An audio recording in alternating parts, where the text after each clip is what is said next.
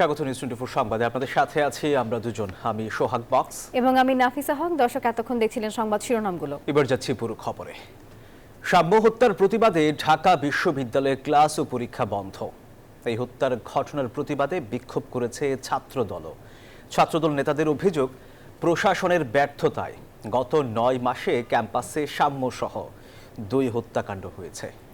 তদন্ত কমিটির প্রধান অধ্যাপক সিদ্দিকুর রহমান নিউজ 24-কে জানিয়েছেন, ঘটনার প্রকৃত কারণ অনুসন্ধানে কমিটি কাজ করছে। সাম্য হত্যার বিচার ও অপরাধীদের দ্রুত গ্রেফতার ও নিরাপদ ক্যাম্পাসের দাবিতে উত্তাল ঢাকা বিশ্ববিদ্যালয়। বৃহস্পতিবার কালো ব্যাজ ধারণ করে ভিসি চত্বরে অবস্থান কর্মসূচি পালন করে জাতীয়তাবাদী ছাত্রদল, যেখানে অংশ নেন ছাত্রদলের কেন্দ্র ও ঢাকা বিশ্ববিদ্যালয়ের নেতাকর্মী সহ মহানগরীর নেতৃবৃন্দ। এ সময় অভিযোগ তোলেন, প্রশাসনের ব্যর্থতাই হয়েছে এমন হত্যাকাণ্ড। ঘটনার দ্রুত তদন্ত করে বিচারের দাবি তোলেন তারা। এই ব্যর্থ ভিসি এবং ব্যর্থ প্রক্টরের পদত্যাগ চাই। বাংলাদেশের সর্বোত্তম বিদ্যাপীঠটিতে নিরাপত্তা বলয় ভেঙে পড়েছে এবং বর্তমান যে প্রক্টর সেই নিরাপত্তা বলয় স্ট্রং করার জন্য ব্যর্থ হয়েছে। আর এই ধরনের অনাকাঙ্ক্ষিত কোনো ঘটনার শিকার না হয় সে বিষয়ে দৃষ্টান্তমূলক পদক্ষেপ গ্রহণ করার জন্য অনুরোধ জানাচ্ছি এবং সামনের হত্যাকাণ্ডের সাথে যারা জড়িত তাদেরকে সবাইকে গ্রেপ্তার করে আইনের আওতায় নিয়ে আসার অনুরোধ জানাচ্ছি। এদিকে বিশ্ববিদ্যালয়ের শিক্ষার্থী সাম্য হত্যায় বৃহস্পতিবার শোক দিবস পালন করেন ঢাকা বিশ্ববিদ্যালয়ে। অর্ধবেলা স্থগিত রাখা হয় ক্লাস পরীক্ষা। ঘটনার প্রকৃত কারণ জানতে বিশ্ববিদ্যালয়ের গঠিত তদন্ত কমিটির প্রধান জানান, সব বিষয় মাথায় রেখে কাজ করছে তারা। ঘটনার প্রকৃত কারণ উদ্ঘাটন করতে পারবেন বলেও জানান তিনি। সরেজমিনে যেখানে হত্যাকাণ্ডটি সংঘটিত হয়েছে সেখানে আমরা পরিদর্শন করেছি এবং গত রাতে আমরা প্রাথমিকভাবে সিদ্ধান্ত নিয়ে ইতিমধ্যে একটা জেনারেল সার্কুলার ঢাকা বিশ্ববিদ্যালয়ের ওয়েবসাইট এবং পিআরওর মাধ্যমে অন্যান্য সামাজিক যোগাযোগ মাধ্যম এবং গণমাধ্যমে প্রেরণ করা হয়েছে যে এই হত্যাকাণ্ড সম্পর্কে যদি কারো কাছে কোনো সুস্পষ্ট কোনো রকমের তথ্য প্রমাণ থাকে বা কেউ যদি অবহিত হয়ে থাকেন কিছু, সেটি আমাদেরকে জানানোর জন্য লিখিতভাবেও জানানোর সুযোগ আছে। চেষ্টা করব আমাদের সীমাবদ্ধতার মধ্য দিয়ে বিশ্ববিদ্যালয়ের নির্ধারিত সময়ের মধ্যেই আমরা, যদি আমাদের পক্ষে সম্ভব হয়, তাহলে সেই রিপোর্টটি পেশ করার। আর শিক্ষার্থীদের অভিযোগ, সাম্য হত্যার পর নিরাপত্তাহীনতায় ভুগছেন তারা। দাবি জানান নিরাপদ ক্যাম্পাস গড়ে তোলার। বহিরাগত মুক্ত ক্যাম্পাস আর কি, যাতে এনশিওর করতে পারে। আমরা অনেক আনসেফ ফিল করে, বিশেষ করে মেয়ে স্টুডেন্টরা একটু আনসেফ ফিল করে। বিশ্ববিদ্যালয় প্রশাসনের কাছে আমাদের দাবি যে তারা যেন আমাদের এই নিশ্চয়তাটা দেয় যে আমরা যে এখানে আসছি, প্রত্যেক দিন চলাফেরা করছি, আমরা যাতে নিরাপদে থাকতে পারি। গেল মঙ্গলবার রাতে সোহরাওয়ার্দী উদ্যানে দুর্বৃত্তদের আঘাতে নিহত হন ঢাবি শিক্ষার্থী সাম্য। এই ঘটনায় এখন পর্যন্ত 3 জনকে গ্রেফতার করেছে পুলিশ। মাজহারুল ইসলাম, নিউজ 24, ঢাকা। সাম্য হত্যাকাণ্ডের পেছনে রয়েছে রাজনৈতিক ষড়যন্ত্র। বৃহস্পতিবার জাতীয় প্রেস ক্লাবের সামনে এক মানববন্ধনে এই মন্তব্য করেন বিএনপির জ্যেষ্ঠ যুগ্ম মহাসচিব রুহুল কবির রিজভী। পুলিশ গ্রেপ্তার করেছেন 3 জনকে, 3 জন ভাও হয়ে। আমার তো মনে হয় এর মধ্যে রাজনৈতিক কারণ আছে। রাজনৈতিক কারণ না থাকলে এই ধরনের সাম্য, যার চেহারা সুদর্শন, সৌম্য, নাম তার সাম্য, তাকে হত্যা করবে কে? ভাবগুরুরা কেন হত্যা করবে? 3 দফা দাবিতে কাকরাইল মোড়ে প্রধান উপদেষ্টার বাসভবন অভিমুখে সড়ক অবরোধ করে টানা 2য় দিনের মতো আন্দোলন করছে জগন্নাথ বিশ্ববিদ্যালয়ের শিক্ষার্থীরা। এদিকে আন্দোলনে একাত্মতা জানিয়ে শিক্ষার্থীদের পাশে দাঁড়িয়েছেন শিক্ষকরা। শিক্ষার্থীদের দাবি আদায় না হওয়া পর্যন্ত জগন্নাথ বিশ্ববিদ্যালয়ে কমপ্লিট শাটডাউনের ঘোষণা দিয়েছেন শিক্ষক সমিতির নেতারা। আবাসিক হল নির্মাণ না হওয়া পর্যন্ত শিক্ষার্থীদের 70% আবাসিক বৃত্তি প্রদান, 2025-26 অর্থবছরের জন্য প্রস্তাবিত পূর্ণাঙ্গ বাজেট কাটছাট না করেই অনুমোদন এবং দ্বিতীয় ক্যাম্পাসের কাজ পরবর্তী একনেক সভায় অনুমোদন করে অগ্রাধিকার প্রকল্পের আওতায় বাস্তবায়ন করার দাবিতে টানা 2য় দিনের মতো আন্দোলনে জগন্নাথ বিশ্ববিদ্যালয়ের শিক্ষার্থীরা। বৃহস্পতিবার সকাল থেকে বিশ্ববিদ্যালয়ের বাসে করে শিক্ষার্থীরা প্রধান উপদেষ্টার বাসভবনের অদূরে কাকরাইল মসজিদের সামনে অবস্থান নেয়। মৎস্য ভবনের এক পাশ ও প্রধান বিচারপতির বাসভবনের সামনের সড়ক অবরোধ করে আন্দোলনকারীরা। সে 2019 সাল, 2016 সাল, 2014 সাল প্রত্যেকবারই বলা হয়েছে যে জগন্নাথের দ্বিতীয় ক্যাম্পাস সেটা হচ্ছে করে দেওয়া হবে, জগন্নাথ স্টুডেন্টদের জন্য অধিকারগুলো বাস্তবায়ন করা হবে, কিন্তু প্রত্যেকবার মূলা ঝুলিয়ে দেওয়া হয়েছে। এই একটা বিশ্ববিদ্যালয় দেখাতে পারবেন না যেখানে 20 বছর পূর্তি হয়ে যাবে কিন্তু একটা ছেলেদের হল নাই। যখন আমরা একটা বাসায় উঠি আমাদের বাড়িওয়ালা সিকিউরিটি দেয় না, বা আমাদের ওইখানে যখন দূর থেকে একটা স্টুডেন্ট আসে তাকেও কেউ সিকিউরিটি এখানে দেয় না। 3 দফা দাবি পূরণের পাশাপাশি বুধবার মার্চ ফর যমুনা কর্মসূচিতে হামলাকারীদের বিচারের আওতায় আনার দাবি জানান শিক্ষার্থীরা। যে সমস্ত পুলিশ কর্মকর্তা আমাদের উপর এই অতর্কিত হামলা করছে বা যারা ইন্ধন দিচ্ছে তাদেরকে অবশ্যই আইনে আওতায় আনতে হবে। ততদিন না আমাদের আন্দোলন মেনে নেওয়া হচ্ছে, আমাদের যৌক্তিক দাবিগুলো মেনে নেওয়া হচ্ছে, ততদিন আমরা আন্দোলন চালিয়ে যাব। শিক্ষার্থীদের দাবির প্রতি সমর্থন জানিয়ে আন্দোলনে অংশ নিয়েছেন জগন্নাথ বিশ্ববিদ্যালয় শিক্ষক সমিতি। তারা বলছেন দাবি আদায় না হওয়া পর্যন্ত বন্ধ থাকবে বিশ্ববিদ্যালয়ের ক্লাস ও পরীক্ষা। আমাদের শিক্ষকদের যৌক্তিক 3টা দাবি, আমাদের কর্মচারী কর্মকর্তাদের যৌক্তিক 3টা দাবি, সেই দাবিগুলো এখনই বাস্তবায়ন করার প্রতিশ্রুতি আসুক। দাবি আদায় না করে আমরা কেউ ঘরে ফিরে যাব না। যতদিন পর্যন্ত দাবি আদায় না হবে ততদিন পর্যন্ত আমরা রাস্তায় অবস্থান করব, ততদিন পর্যন্ত জগন্নাথ বিশ্ববিদ্যালয় কমপ্লিট শাটডাউন থাকবে। এদিকে শিক্ষার্থীদের অবস্থান ঘিরে প্রধান উপদেষ্টার বাসভবনের সামনের সড়কের দুপাশে ব্যারিকেড দেয় আইন শৃঙ্খলা বাহিনী। জোরদার করা হয় নিরাপত্তা ব্যবস্থা। সাইফুল ইসলাম, নিউজ 24, ঢাকা। দর্শক, এই নিয়ে আরো খবর জানবো। আমাদের সঙ্গে সরাসরি যুক্ত হচ্ছেন সহকর্মী তাওহিদুল ইসলাম। তাওহিদ, দাবি আদায় আন্দোলনকারীরা কি বলছেন এবং শিক্ষকরা এই বিষয়ে আসলে কি বলেছেন, কারোর সঙ্গে কথা হয়েছে কিনা আপনার?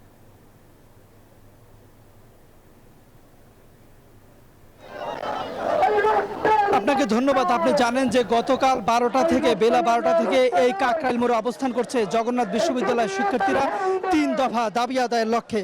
এই অবস্থান করার পর তাদের উপরে পুলিশি নির্যাতন হয়েছে ঝড় বৃষ্টি উপেক্ষা করে তারা এই 3 দফা দাবি আদায়ের অনড় অবস্থান কিন্তু এখনো অব্যাহত আছে এবং তারা বলছেন যতক্ষণ পর্যন্ত না এই দাবি আদায় না হবে ততক্ষণ পর্যন্ত এই অবস্থান কর্মসূচি চালিয়ে যাওয়ার ঘোষণা দিয়েছেন। সাথে তারা আরও 1 দফা যোগ করেছেন, সেটা হচ্ছে গতকাল যে পুলিশের সঙ্গে তাদের যে সংঘর্ষ হয়েছে, এই সংঘর্ষতে প্রায় জগন্নাথ বিশ্ববিদ্যালয়ের অনেক শিক্ষার্থী ও শিক্ষক আহত হয়েছেন। তারা অনেকেই এখনো হাসপাতালে চিকিৎসা নিচ্ছেন। তারা বলছেন এই 3 দফার সাথে এই যে পুলিশি নির্যাতনের বিচারও যোগ করেছেন, অর্থাৎ এখন তারা পরিণত হয়েছে 4 দফা দাবি আদায়ের লক্ষ্যে। এখানে এখন পর্যন্ত সেই গতকাল থেকে এখন পর্যন্ত কথা বলেছেন জগন্নাথ বিশ্ববিদ্যালয়ের শিক্ষক সমিতির সাধারণ সম্পাদক। তিনি বলছেন যেহেতু শিক্ষার্থীরা মার খেয়েছে, এই দাবি আদায় না হওয়া পর্যন্ত তারা এই কাকরাইলে অবস্থান কর্মসূচি যাবেন। অন্যদিকে কিন্তু জগন্নাথ বিশ্ববিদ্যালয়ের ক্যাম্পাস শাটডাউন ঘোষণা করেছে গতকালকেই।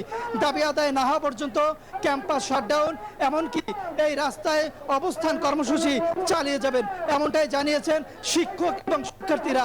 এই ছিল কাকরাইল মোড় থেকে জগন্নাথ বিশ্ববিদ্যালয়ের শিক্ষার্থীদের আন্দোলন সম্পর্কে সর্বশেষ তথ্য। তাওহিদ, ধন্যবাদ আপনাকে। ইশরাককে মেয়র পদে বসানোর দাবিতে শনিবার ফের অবস্থান কর্মসূচির ঘোষণা দিয়ে নগর ভবন ছেড়েছেন বিক্ষোভকারীরা। অবস্থান কর্মসূচিতে গুলিস্তান মাজারের দিক থেকে বঙ্গবাজার অভিমুখী সড়কের 2 পাশে যানজট তৈরি হয়। আন্দোলনকারীদের অভিযোগ, আদালতের রায় ও ইসির গেজেটের পরও বিএনপি নেতা ইশরাক হোসেনকে মেয়র হিসেবে শপথ পড়াতে গড়িমসি করছে সরকার। ইঞ্জিনিয়ার ইশরাক হোসেনকে মেয়র পদে বসানোর দাবিতে বিভিন্ন ওয়ার্ড থেকে পৃথক পৃথক মিছিল নিয়ে নগর ভবনের সামনে জড়ো হন তার সমর্থকরা। দুপুর পর্যন্ত চলা কর্মসূচিতে দক্ষিণ সিটির বিভিন্ন এলাকা থেকে ইশরাকের পক্ষে হাজার হাজার নেতাকর্মীরা উপস্থিত হন। স্লোগানে উত্তাল হয়ে ওঠে নগর ভবন প্রাঙ্গণ। বৃহস্পতিবার সকালে তারা নগর ভবনের গেটে তালা দিয়ে অবরোধ করে সেখানে অবস্থান নেন। নেতারা বলেন ইশরাকের শপথ নিয়ে নানা টালবাহানা করা হচ্ছে। আদালতের রায় ও নির্বাচন কমিশনের গেজেট প্রকাশের পরও জনতার মেয়র ইশরাককে দায়িত্ব বুঝিয়ে দেওয়া হচ্ছে না বলেও জানান তারা। আদালতের রায় তার পক্ষে, তাহলে এটা কেন টালবাহানা করছে সরকার? বর্জ্য ব্যবস্থাপনা সহ বিভিন্ন সুযোগ সুবিধা সব দিকেই নগরবাসী অতি কষ্টে আছে। শপথ দিয়ে আমাদের ইশরাককে মেয়র হিসেবে দিতেই হবে, এটাই আমাদের দাবি। ঢাকাবাসী নগর ভবনের সামনে শপথ না নেওয়া পর্যন্ত অবস্থান গ্রহণ করবে। তাদের অভিযোগ 5ই আগস্টের পর থেকে নানামুখী সমস্যায় নগরবাসী। সরকারের কাছে আমার প্রশ্ন, আদালত রায় দেওয়ার পরও আদালতের রায়কে কেন আপনারা মান্য করছেন না? আমরা চাই যে ইশরাক হোসেন মেয়র হয়ে বসবে। আমরা যাকে ভোট দিয়ে আমাদের ম্যান্ডেট দিয়েছি, আদালত তার পক্ষে রায় দিয়েছে, আদালত তাকে মেয়র ঘোষণা করেছে।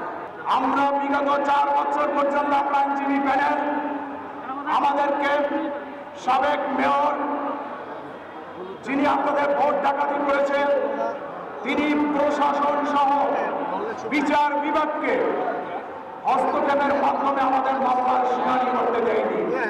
নগরবাসীর দাবি পূরণ না হওয়া পর্যন্ত এই কর্মসূচি চলমান থাকবে বলেও জানানো হয়। শুক্রবারের কর্মসূচি স্থগিত রেখে শনিবার সকাল 10টা থেকে নগর ভবন থেকে প্রেস ক্লাব হয়ে সচিবালয় পর্যন্ত বিক্ষোভ মিছিল করার ঘোষণা দেন আন্দোলনকারীরা। 2020 সালে বিএনপি প্রার্থী ইশরাক হোসেনকে পরাজিত করে আওয়ামী লীগ সমর্থিত শেখ ফজলে নূর তাপস মেয়র হন। চলতি বছরের 27 মার্চ ওই নির্বাচনের ফল বাতিল করে ইশরাক হোসেনকে মেয়র ঘোষণা করেন নির্বাচন ট্রাইব্যুনাল। মাহমুদ হাসান, নিউজ 24, ঢাকা।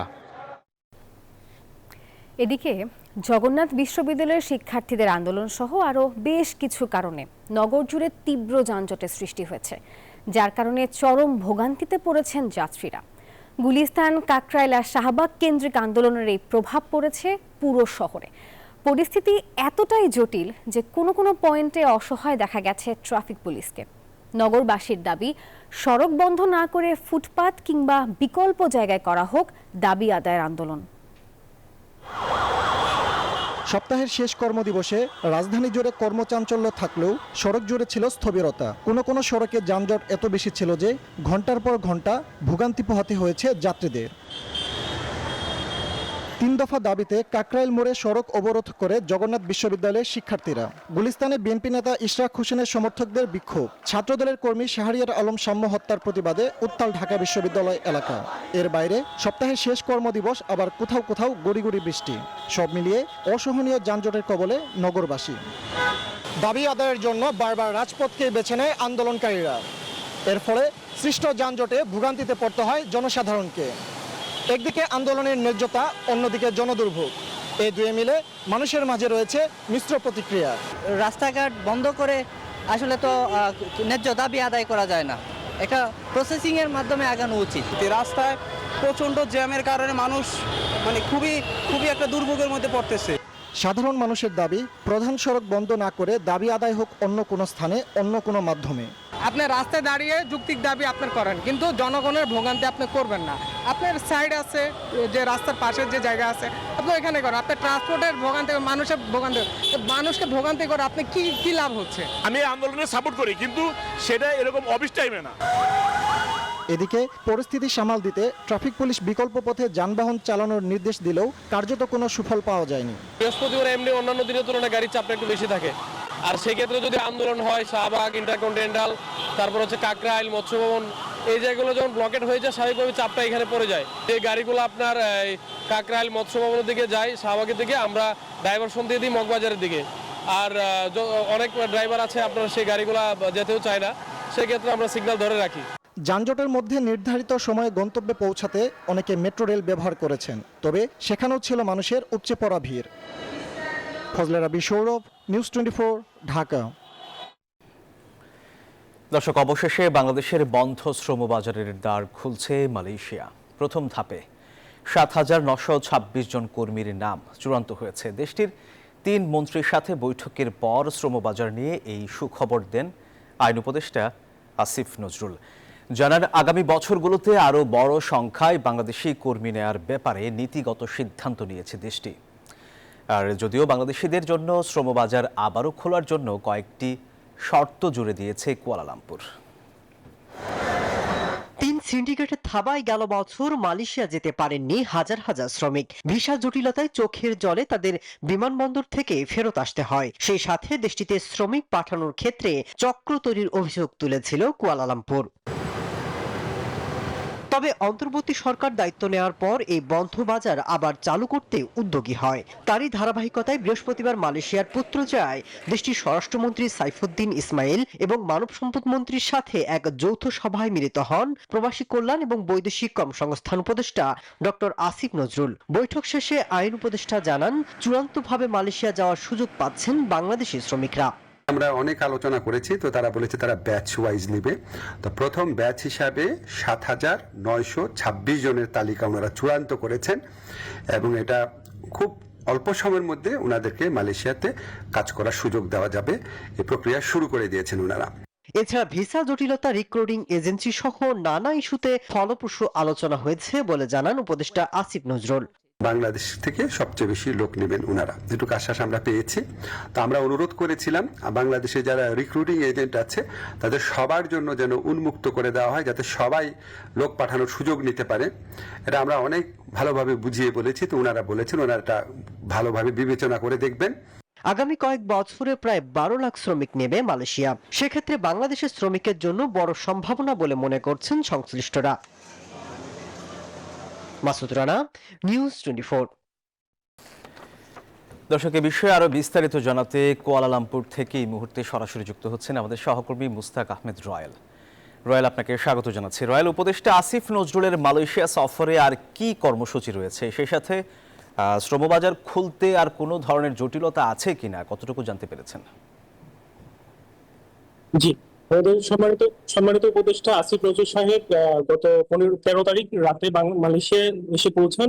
এরপরে 14 তারিখ কাল এবং আজকে কয়েক দফা এখানকার স্বরাষ্ট্রমন্ত্রী এবং মানব সম্পদ মন্ত্রীর সাথে মিটিং হয়েছে, বাংলাদেশ হাই কমিশনের সাথে মিটিং হয়েছে। মালয়েশিয়াতে আসলে প্রায় আমরা বলে থাকি 15 থেকে 20 লাখ বাংলাদেশি বসবাস করে, তারপরও এখানে এই 15 থেকে 20 লাখের মধ্যে 4 লাখ বা 4 লাখের কিছু অধিক প্রবাসীরা বিভিন্ন কারণে অবৈধ হয়ে গিয়েছিল। তো সেই অবৈধদের বৈধতাকরণের বিষয়ে প্রবাসীরা জোর দাবি করছেন যে এখানে যারা আছেন তারা বৈধ হতে চাচ্ছেন। দ্বিতীয়ত হলো যে মালয়েশিয়াতে যে শ্রমিকরা বসবাস করছেন, অন্যান্য ভিসার পাশাপাশি শ্রমিকরাই বেশি এখানে বসবাস করছেন। শ্রমিকদের দাবি যে তারা আমাদের যে ভিসা, সেই ভিসাটা সিঙ্গেল এন্ট্রি ভিসা, তারা চাচ্ছে যে মাল্টিপল এন্ট্রি, যে কারণে মাল্টিপল এন্ট্রি ভিসা থাকার সুবিধাটা হলো তারা বছরে অনেকবার দেশে যেতে পারবে, যখন তখন দেশে যাওয়ার সুবিধা থাকবে। কিন্তু সিঙ্গেল এন্ট্রি থাকার কারণে তারা বছরে একবার মতো দেশে যেতে পারে। তো প্রবাসীদের দাবি যে তারা মাল্টিপল এন্ট্রি ভিসা তারা চায়। দ্বিতীয়ত হলো যে এখানে যে বাংলাদেশ থেকে শ্রমিক আনার যে বিষয়টা রয়েছে, সেই বিষয়টার বিষয়ে মালয়েশিয়ান বিভিন্ন কোম্পানি সবসময় বাংলাদেশি ওয়ার্কার, বাংলাদেশি শ্রমিকদের পছন্দ করে। বাংলাদেশি শ্রমিকরা কর্মঠ এবং কাজের ব্যাপারে তারা খুব সিনসিয়ার থাকেন। তো বাংলাদেশের থেকেও শ্রমিকরা আসার চেষ্টা করছেন।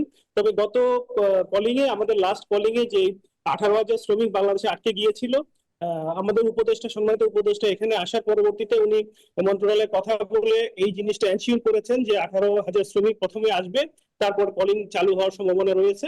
18,000 মধ্যে প্রথম ধাপে প্রায় 7,900 সামথিং যারা আসবে তারা আসবে, তারপরে বাকিটা আসবে। আর এখানে আমাদের শ্রমিকদের আমরা যেটা শ্রমিকরা যে জিনিসটা চাচ্ছে সেটা হলো সিন্ডিকেট মুক্ত, যারা সরকার টু সরকার, government to government, G2G processing এ তারা আসতে চাচ্ছে মালয়েশিয়ায়। তাতে হলো যে তাদের খরচটা কম। আমাদের মালয়েশিয়াতে যে শ্রমিকরা আসে সেই একই শ্রমিক নেপাল, পাকিস্তান বা ভারত থেকে আসে। রয়েল, আপনাকে ধন্যবাদ আমাদের সাথে যুক্ত হওয়ার জন্য। দর্শক, সময় হলো আরো একটি বিরতির, সাথেই থাকুন। স্বাগত আর একবার। দেখছেন নিউজ 24 সংবাদ। দুর্নীতি, চাঁদাবাজি ও তদবির বাণিজ্যের পৃথক পৃথক অভিযোগে জিজ্ঞাসাবাদের জন্য উপদেষ্টাদের 2 সাবেক এপিএস, পিও এবং 1 সাবেক এনসিপি নেতাকে তলব করেছে দুর্নীতি দমন কমিশন। বৃহস্পতিবার এক সংবাদ সম্মেলনে স্থানীয় সরকার এবং যুব ও ক্রীড়া উপদেষ্টা আসিফ মাহমুদ সজীব ভূঁইয়ার সাবেক এপিএস মোয়াজ্জেম হোসেনকে তলবের বিষয়টি জানায় দুদক। এছাড়া স্বাস্থ্য উপদেষ্টা নূরজাহান বেগমের সাবেক পিও তুহিন ফারাবি এবং আলোচিত এনসিপি নেতা গাজী সালাউদ্দিনকেও তলব করেছে দুদক। এদিন করোনাকালীন ক্ষতিগ্রস্ত প্রতিষ্ঠান দেখিয়ে রেডিয়াম কম্পোজিট টেক্সটাইল ও সাদ গ্রুপকে ঋণ প্রদানের নামে 400 কোটি টাকা আত্মসাৎ করায় ন্যাশনাল ব্যাংকের পরিচালনা পর্ষদের রন হক, রিন হক ও পারভিন হক শিকদার সহ 16 জনের বিরুদ্ধে মামলা করেছে দুদক। প্রায় প্রতিদিনই রেল লাইনে কাটা পড়ে মারা যাচ্ছে কোনো না কোনো মানুষ। দিনরাত চরম ঝুঁকি নিয়ে চলাচল করছে পথচারীরা, যেখানে ঘটছে ভয়াবহ হতাহতের ঘটনা। এমন অবস্থার জন্য সুরক্ষিত রেল ক্রসিং আর সাধারণ মানুষের সচেতনতার অভাবকেই দায়ী করেন দুর্ঘটনা বিশেষজ্ঞরা। রেল লাইনের অবস্থা জানাচ্ছেন জুবায়ের সানি, ছবি তুলেছেন আসাদুজ্জামান কানন। কৃষ্ণচূড়া ফুলের ছবি তুলতে গিয়ে কয়েকদিন আগে কুড়িলে রেলে কাটা পড়ে নিহত হন রাজশাহী কলেজের শিক্ষার্থী ইশতিয়াক আহমেদ রাফিদ। এমন মর্মান্তিক মৃত্যুর পরও থামেনি এখানে আসা মানুষের আনাগোনা। যারা আসছেন তারা বেশিরভাগই তরুণ, চাইলেই রেল লাইনে দাঁড়িয়ে ছবি তুলতে পারছে, বালাই নেই সচেতনতার। আমার মতে রেল লাইন ধরে চলাচল করাই উচিত না, কারণ এটা চলাচল করার রাস্তা না। রাস্তা আছে হাঁটাচলা করার জন্য, আর যদি একান্তই আপনার যেতে হয় তাহলে আপনি দেখে শুনে রেল লাইনের পাশ দিয়ে হাঁটেন। আইনে নিষিদ্ধ থাকলেও রাজধানীর রেল লাইনগুলোতে পায়ে হেঁটে চলাচল করেন বহু মানুষ। বিশেষ করে কারওয়ান বাজার থেকে মগবাজার রেল ক্রসিং পর্যন্ত এই পথে চলাচলকারীদের সংখ্যা কম নয়। প্রায় এই পথে ট্রেনে কাটা পড়ে মারা যান অনেক মানুষ, তারপরও যেন হুঁশ নেই কারো। কম নয়, ফোনে কথা বলতে বলতে রেল লাইন ধরে হাঁটা মানুষের সংখ্যাও। সবসময় মনে করেন যে আমাদের ফোকাস, যতই ফোনে কথা বলে ফোকাস কিন্তু আমাদের সামনে পিছিয়ে থাকে, যে গাড়ি আইতাছে কি আইতাছে না। কোথাও রেল লাইনের পাশে বাজার বসানো হয়েছে, কোথাও আবার চলছে রান্নাবান্না। এর বাইরে রাজধানীর রেল ক্রসিংগুলোতে সিগন্যাল না মানার কারণেও ঘটছে অনেক দুর্ঘটনা। আবার রেল ক্রসিংয়ে নেই পর্যাপ্ত নিরাপত্তা ব্যবস্থা। যেমন এফডিসির এই রেল ক্রসিংয়ে গেল 3 বছর ধরে কাজ করছে না রেলের আগমনী বেল, নষ্ট টেলিফোন, তাই যে কোনো সময় ঘটতে পারে কোনো দুর্ঘটনা। আমরা আইলে বুঝি না, অনেক টাইমে দেখা যাচ্ছে গাড়ি এই পর্যন্ত আইসা পড়ে, তারপরে আমরা গেট মারা লাগে, আবার ওই দিক থেকে বেলই বাজে না। সমস্যা দীর্ঘদিন যাবৎ এখানে তৈরি, অনেক এটার সাথে তাদের আবার ইনকাম জড়িত আছে, অতকে এটা কালচারালি অভ্যস্ত মানুষগুলো। তো এটা প্রোটেকশনের জন্য যে প্রক্রিয়াটা সঠিকভাবে না নেওয়ার কারণেই আমরা কিন্তু সমাধান পাচ্ছি না। এই জন্য আমাদের কিছু পরিকল্পনা নিতে হবে, কিছু শর্ট টার্ম, কিছু মিড টার্ম, কিছু লং টার্ম পরিকল্পনার মাধ্যমে এগুলো সমাধান করতে হবে। একই সঙ্গে রেল লাইনের আশপাশে যেন কোনো স্থাপনা গড়ে উঠতে না পারে, সেজন্য প্রশাসনকে আরও কঠোর হবার পরামর্শ তার। শুধু রাজধানীতে নয়, সারা দেশে এমন অরক্ষিত রেল ক্রসিং ও রেল লাইন রয়েছে। এসব অরক্ষিত রেল লাইন ও রেল ক্রসিংয়ে বছরে হাজারের বেশি মানুষ নিহত হন বা পঙ্গুত্ব বরণ করেন। এই দুর্ঘটনা কমাতে সরকারের উদ্যোগের পাশাপাশি দরকার সাধারণ মানুষের সচেতনতা। জুবায়ের সানি, নিউজ 24, ঢাকা। সময় হলো আর একটি বিরতির। ফিরছি আরো খবর নিয়ে, সাথেই থাকুন।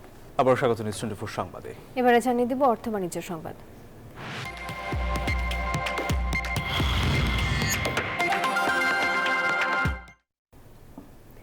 খোলা বাজারে ডলারের দাম 2 থেকে 3 টাকা বেড়েছে। বাজার ব্যবস্থার উপর ডলারের দাম ছাড়ার একদিনের মাথায় এই মূল্য বৃদ্ধির ঘটনা ঘটল। তবে বাংলাদেশ ব্যাংকের সার্বিক তত্ত্বাবধানে ও ক্রলিং পেগ পদ্ধতিতে ডলারের দাম আশেপাশেই থাকবে বলে জানিয়েছেন ডেপুটি গভর্নর। এদিকে ডলারের দাম বাজারের উপর ছেড়ে দেয়ায় মিশ্র প্রতিক্রিয়া জানিয়েছেন ব্যবসায়ীরা। আর নতুন পদ্ধতিতে মূল্যস্ফীতি উস্কে যাওয়ার শঙ্কা দেখছেন বিশ্লেষকরা।